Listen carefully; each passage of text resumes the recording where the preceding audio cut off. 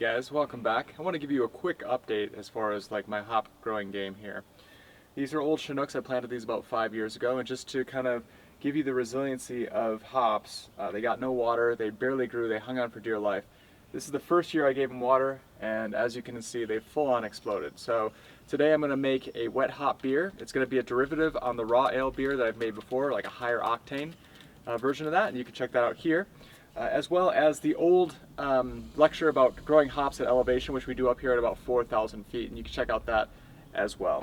So it's mid-September, September 14th, and we're going to harvest based on the fact that most of these cones have brown on the outside. They're a little bit papery, they got some bounce back, and most importantly, when you pull them off and you split them down the center, you can see that sticky yellow lupulin gland that we all have grown to love and behold. So let's do it.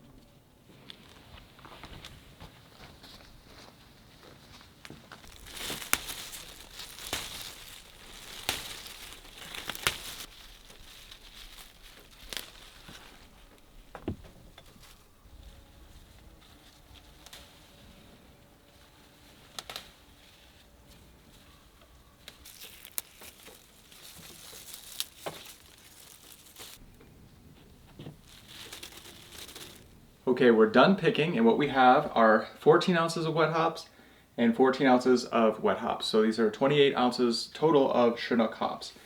And online sources say that you should factor between 4 to 6 times as much wet hops as the recipe would call for dry hops. In my Whirlpool edition, I'm looking for 5 ounces, 6 ounces of dry hop addition, so this falls right in line. Because I know people will ask, maybe I harvested about 33% or 50%. Because we're in the mountains in Montana, I'm worried about frost and frost nuking the plant. So I picked the choicest hops now, and maybe in 7 or 10 days, if we go another 7 or 10 days without frost, I'll go back there and pick some more. But for the time being, I'm really satisfied with this yield. Now on to the brew.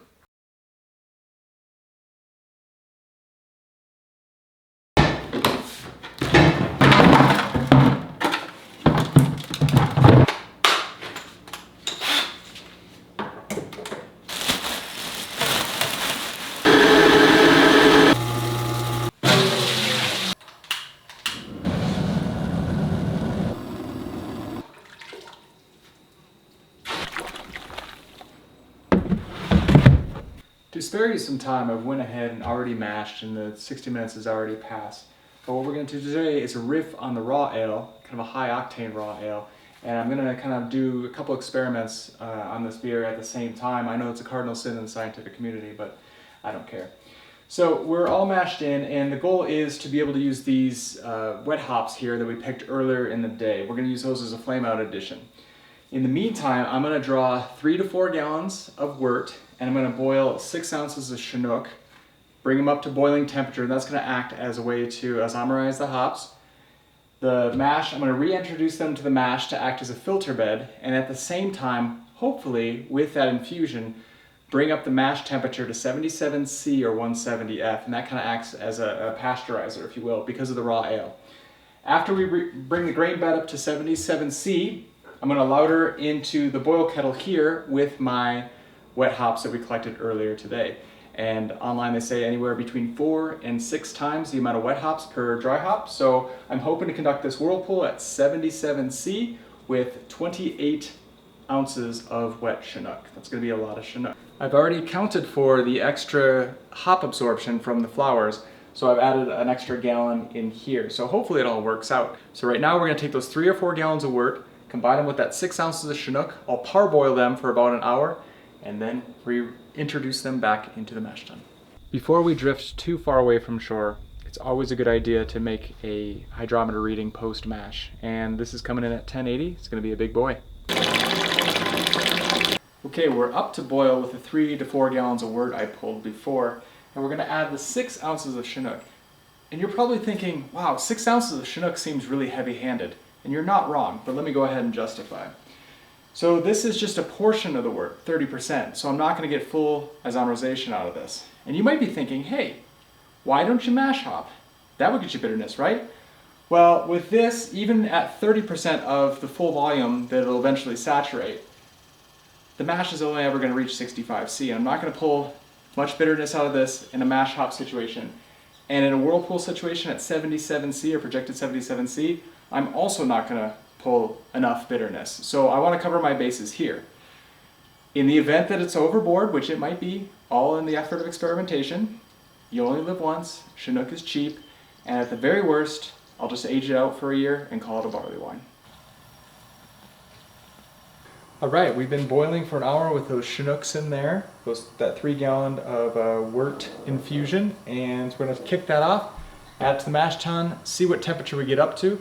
Hopefully we get up to that mash tun temperature and that pasteurization temperature before we introduce the wet hop Chinook whirlpool. Okay, flame off, mash tun open.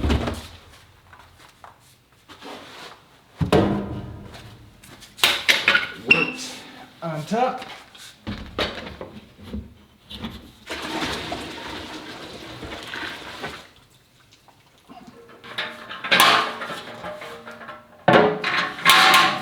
Let's see what we got here.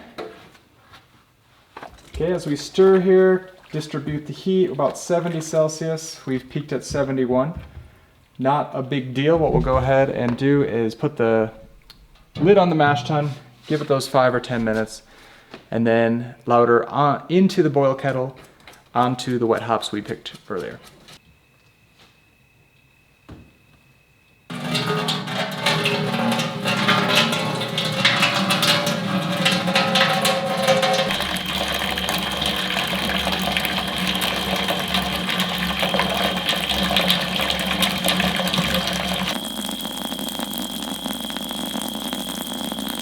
So as you saw before, we came up a little bit short on the mash out temperature. We were looking for 77C or 170F, and we came up to 70C. But that's not all for naught.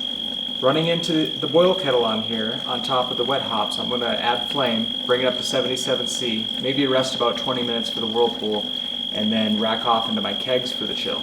Alright, we're at the ass end of the wort collection phase. I add a little bit of heat to bring it up to 77C, so no problems there. Soon I'll move this up to that to be able to siphon into my kegs for keg fermentation after I chill, and I'll discard the grains to the chicken. Okay, so I'm ready to siphon into each of the kegs. I've sanitized them and put my floats in there, though we probably don't need to sanitize them because we're going in so hot, but just that extra precaution, I did so, if that makes you feel better.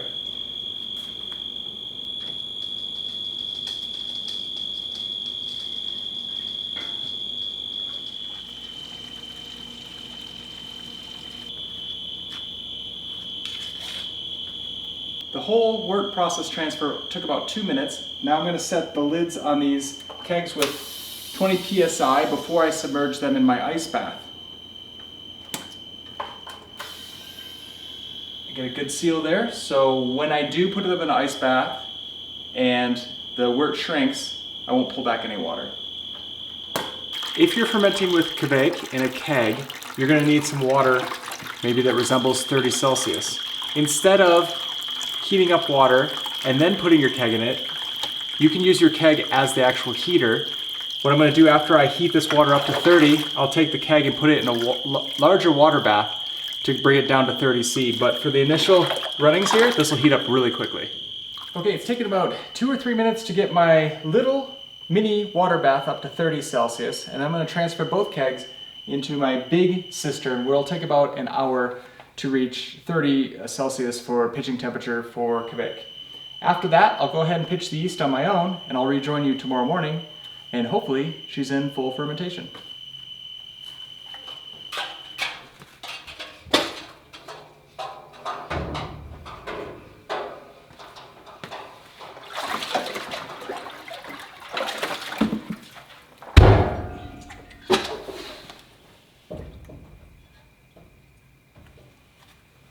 Perfect. So here we are the next morning. Last night it took about 45 minutes for these to chill down in my big cistern back there with a slight active stirring around it.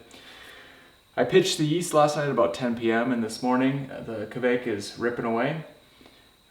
Here you might be able to hear the spunding valve, the hiss from that. And if you want to know more information about how to build your own, whether it be a adjustable one or a preset one, check out this video here. We'll rejoin in about 10 days where I put this on tap and kind of see how it went.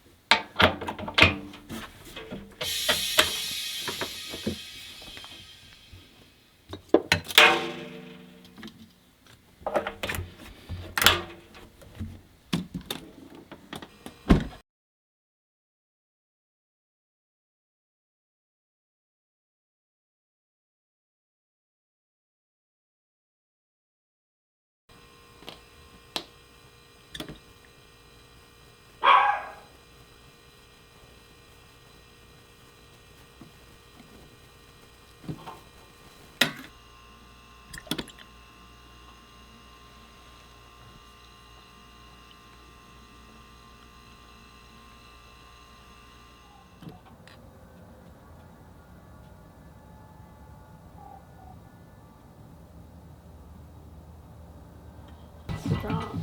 It's delicious.